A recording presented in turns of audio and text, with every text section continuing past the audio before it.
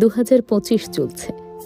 আজ থেকে 100 বছর পরে অর্থাৎ 2125-এ আমাদের মধ্যে কেউ জীবিত থাকবে না।